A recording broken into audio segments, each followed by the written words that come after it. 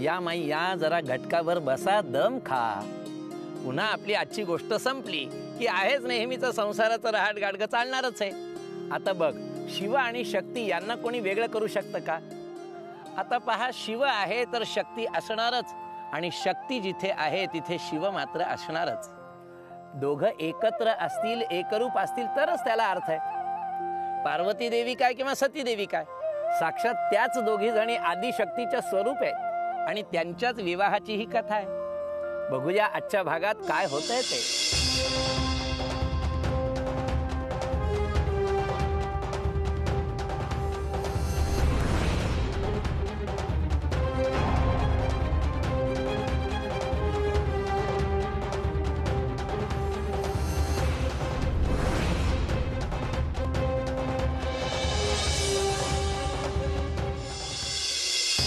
सती!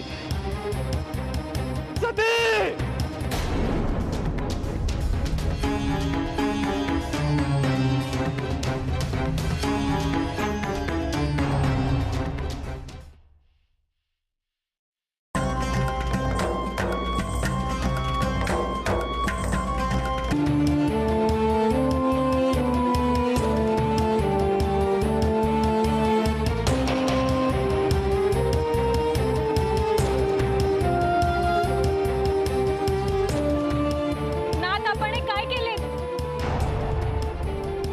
माझ्याकडे याखेरीज इतर कुठलाही पर्याय नव्हता लक्ष्मी.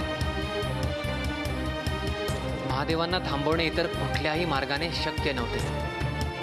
परंतु नाथ, अशाने देवी सती यांच्या मृतदेहाची विटंबना झाली. त्याचे पातक आपल्या माथी येईल. नाही लक्ष्मी, सारे काही ज्ञात असून देव म्हणून जरी आपण काही घडलेले थांबवू शकलो नाही, तद्वत त्या आदिशक्तीला पुनश्च आम्ही पृथ्वी तलावर वसवले आहे.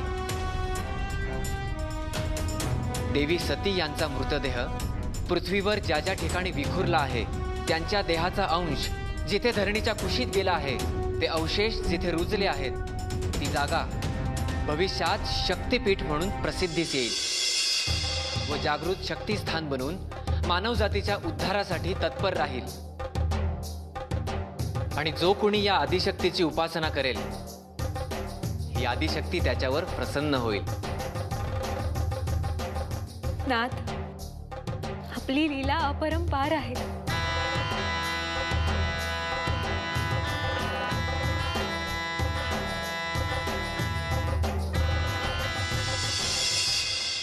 सारे काही अपशकुनी घडते आहे. या एका प्रसंगामुळे देवी सतीच्या वियोगामध्ये झोकून देऊन महादेवानी दुःखाच्या कोशामध्ये गुहेमध्ये स्वतःला समाधिस्थ केले आहे. पण नाथ, आपल्याला त्यांना ह्यातून बाहेर काढावयास हवे. आदिशक्ती आपल्यापासून लांब झाली आहे, आणि आता महादेव. याचा अर्थ काय घ्यावा नाथ?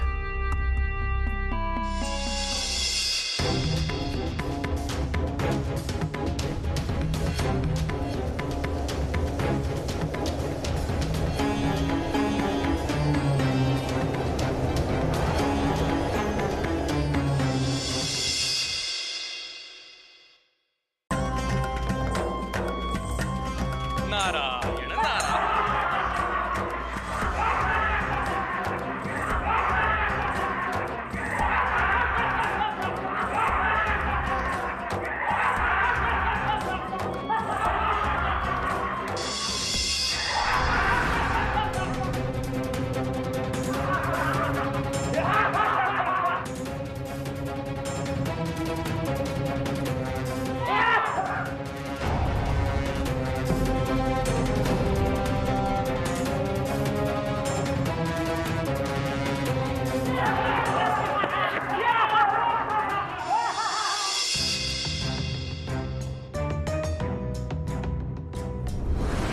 नारायण नारायण. प्रभू, पृथ्वी लोकाची काय ही अवस्था. त्रिदेवांपैकी एक देव असमर्थ ठरला तर एवढा अनर्थ घडावा. मुनिवर, हे असंतुलन केवळ महादेवांच्या समाधिस्थ होण्याने आलेले नव्हे, याआधी आदिशक्तीच्या अंशाचा नाश झाला आहे. जे अशक्य होते ते आदिशक्तीने स्वतः घडवून आणले आहे. शिव आणि शक्ती एकमेकांपासून विलग झाले आहेत. शक्तीचा नाश म्हणजे देवत्वाचा नाश. आदिशक्तीचे निघून जाणे म्हणजे आपल्यातून सर्व शक्तीच नाहीसे होण्यासारखे आहे. परंतु प्रभू, असेच घडत राहिले तर ह्या संसाराचा गाडा पुढे कसा जाणार? मुनिवर, या प्रश्नाचे समाधानकारक उत्तर आता कोणीही देऊ शकणार नाही.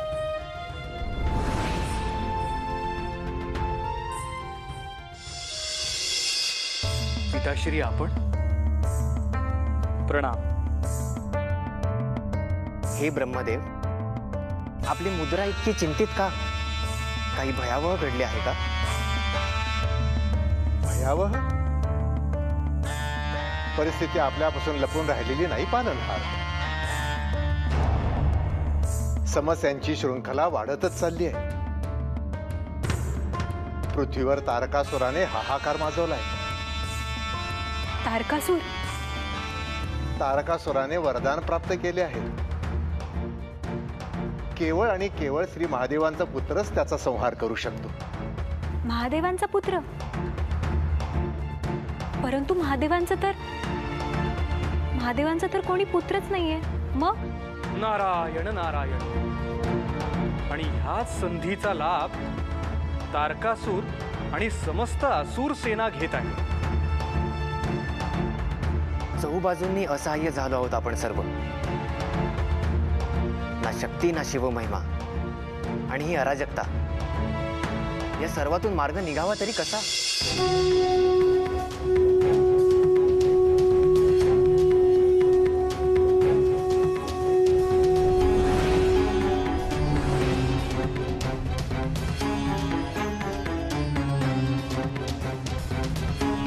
आदिशक्ती, आमचा प्रणाम स्वीकार करावा.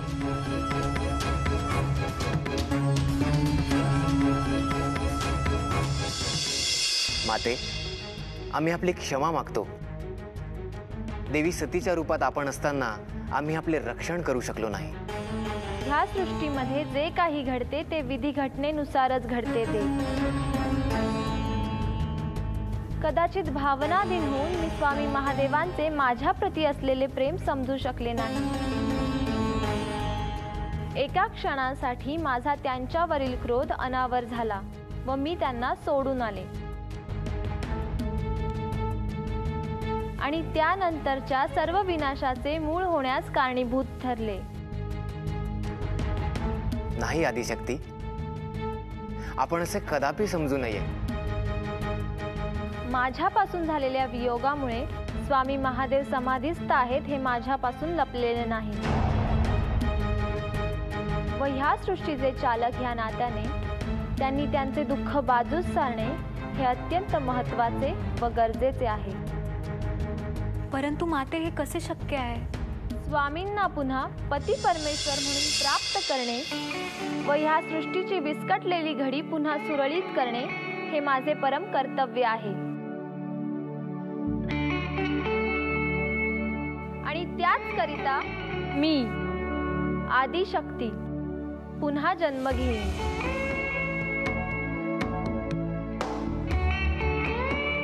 भविष्यात मी हिमालय अर्थात हिमवन व मैनावतीची कन्या म्हणून पुन्हा जन्म घेईन. आदिशक्तीचा विजय विजय असो. माता आदिशक्तीचा विजय असो. माता आदिशक्तीचा विजय असो. हिमवन व मैनावतीची कन्या. महाराज महाराज प्रणाम महाराज. आनंदाची वार्ता आहे. महाराणी मैनावती कन्यास घेऊन येत आहे. कन्यास? होय महाराज.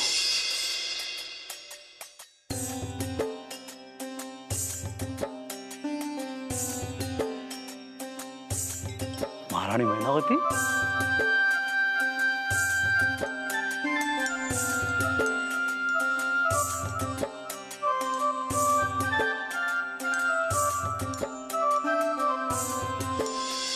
दासी, हे तुझं बक्षीस.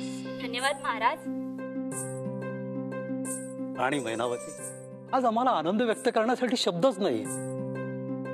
हे कन्यारत्न भेट देऊन आम्हाला एक अमूल्य सुखाची भेट दिली आहे. महाराज, अतिव आनंदाला सहसा हिमालयाची उपमा दिली जाते. परंतु साक्षात त्याच हिमालयात झालेल्या आनंदाला कशाची उपमा देणार? खरे वरलात महाराणी, याला कशाचीच उपमा नाही. आज हिमालय साम्राज्याला तुम्ही राजकन्या प्रदान केली आहे. मुनिवर दधीची आपण प्रणाम. आयुष्मान सदा जिंक्य भवतु. मुनिवर, आजचा दिवस आमच्यासाठी परम भाग्याचा आहे. आपल्यासारख्या थोर मुनींचे चरण इथे वळले आणि आजच्याच दिनी एका मनमोहक कन्येनं या घरात जन्म दिला आणि आपल्यासारख्यांचे आशीर्वाद तिला लाभावे हे तिचे अहोभाग्यच.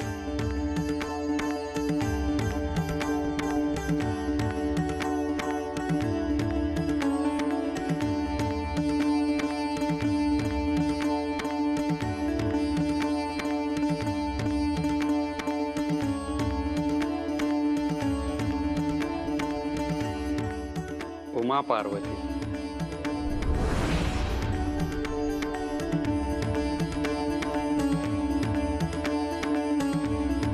राजन, या तेजस्वी कन्येचे आता नामकरण करावे असावे. मुनिवर, हा सर्वस्वी आपलाच मान आहे.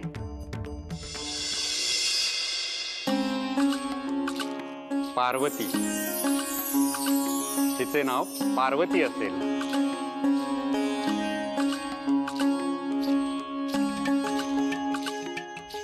नारायण नारायण. अर्थात पर्वताची राणी, पर्वतराज हिमालयाची कन्या पार्वती. पार्वती, किती समर्पक आणि विलोभनीय नाव आहे. धन्यवाद मुनिवर. राजन, आणखीन एक विनंती करायची मनीषा होती. विनंती कसली मुनिवर? आपण आज्ञा करावी. राजन, कोणत्याही नवजात बालिकेचा अथवा बालकाचा प्रारंभीचा काळ अत्यंत महत्वाचा असतो. त्याच्या भविष्याच्या जडणघडणीमध्ये सिंहाचा वाटा असतो. तेव्हा जर आपणा उभयतास मान्य असेल तर पार्वतीस मी काही काळ माझ्या आश्रमात नेऊ इच्छितो, जेणेकरून तिला उपयुक्त अशी शिक्षा प्रदान करता येऊ शकेल. मुनिवर, याहून आनंदाची वार्ता एका पित्यासाठी काय असावी? माते,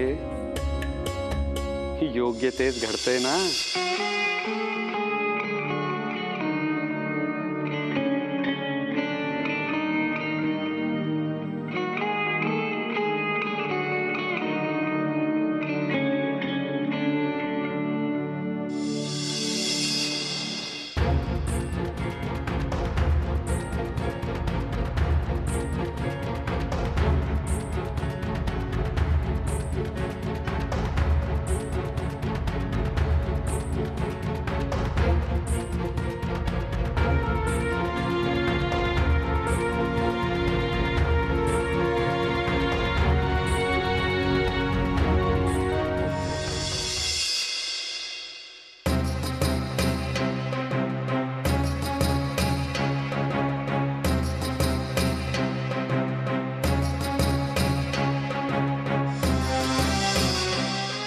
दागिने म्हणायचे?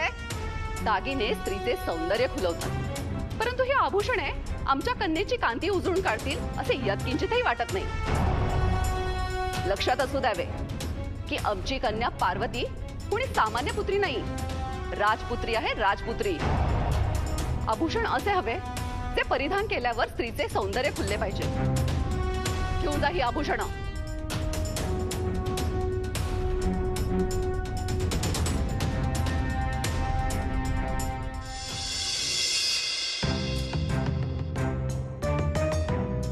पेचात आहात महाराणी?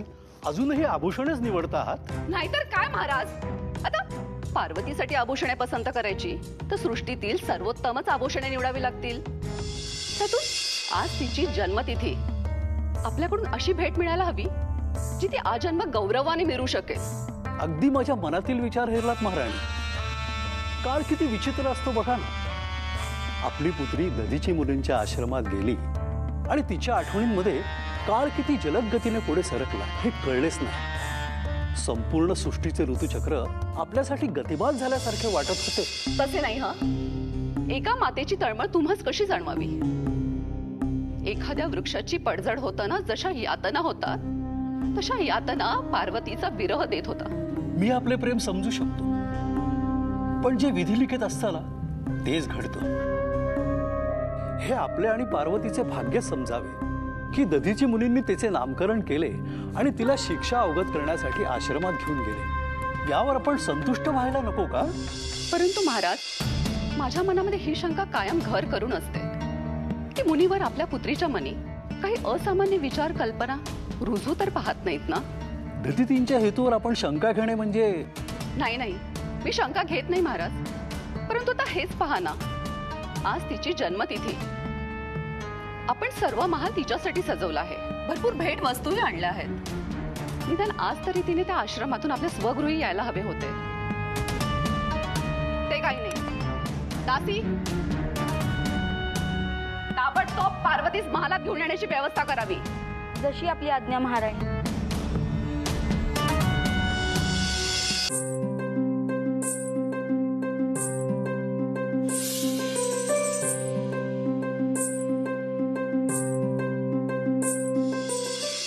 राजकुमारी, राजकुमारी, राजकुमारी.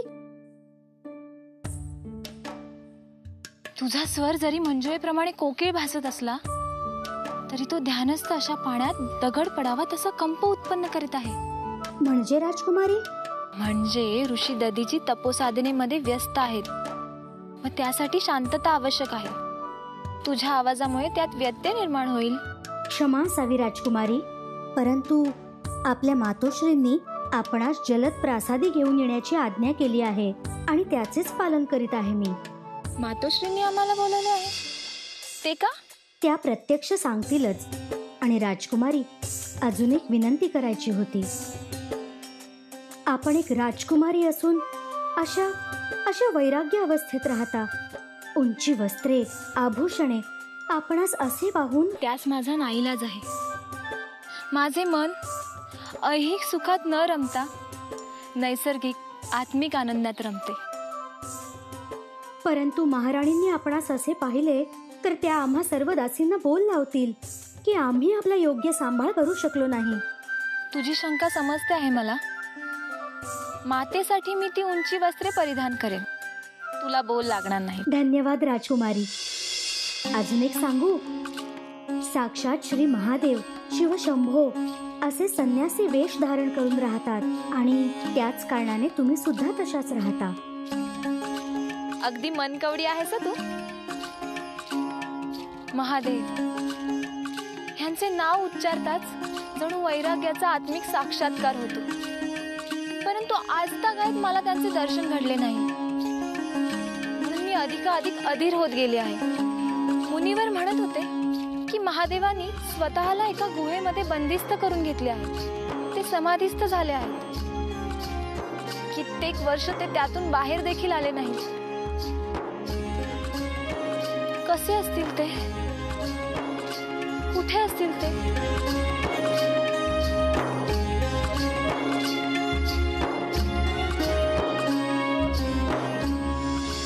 गुढीपाडवा हा मुळात दिवस असा आहे की 3.5 मुहूर्तापैकी पहिला आणि पूर्ण मुहूर्त धरला जातो. त्यालाच आपण वर्ष प्रतिपदा असं म्हणत असतो. याच दिवशी संवत्सर बदल झालेला असतो आणि याच दिवशी ब्रह्मदेवांनी संपूर्ण सृष्टीची रचना केली आहे. याच दिवशी ब्रह्मदेवांनी पहिला मानव निर्माण केलाय आणि म्हणून ब्रह्मदेवांच्या प्रत्येक व्यक्तींनी, प्रत्येक मानवांनी, प्रत्येक मनुष्यांनी बाळगलेली ही कृतज्ञता म्हणजे आपापल्या घरावर दारावर गुढी उभारतो मंडळी. आणि म्हणून या गुढीपाडव्याच्या दिवशी भल्या पहाटे घरातल्या प्रत्येकांनी उठलं पाहिजे. स्नानदानादी कर्म सगळं उरकलं पाहिजे आणि त्यानंतर एखादी काठी असेल किंवा बांबू असेल तो स्वच्छ धुतला पाहिजे. तो धुवून झाल्यानंतर तो आपल्या देवघराच्या जवळ आणायचा आहे. एखादं रेशमी वस्त्र जे आहे ते त्याला छानपैकी बांधायचं आहे आणि त्या बांबूचं पहिल्यांदा पूजन करायचंय, त्या काठीचं पूजन करायचंय. त्याला 5 ठिकाणी त्या कलशाला गंध लावायचंय, अक्षत लावायची आहे, हळदी कुंकू व्हायचंय, त्याला फुलं अर्पण करायची, फुलांचा एक हार अर्पण करायचा आहे. त्याचप्रमाणे साखरेचं हार आणि काकण त्याला अर्पण करावं मंडळी. आणि अशा पद्धतीने अशी ही गुढी जी आहे विधिवत पूजन करून मात्र घराच्या बाहेर आणायची आहे. दरवर्षी आपण ज्या ठिकाणी गुढी उभारतो त्याप्रमाणे त्या ठिकाणी आपण ती गुढी उभारायची, छानपैकी ती बांधायची आहे. भेटूया पुढील भागात, पण तोपर्यंत उतू नको, मातू नको, घेतला वसा टाकू नको.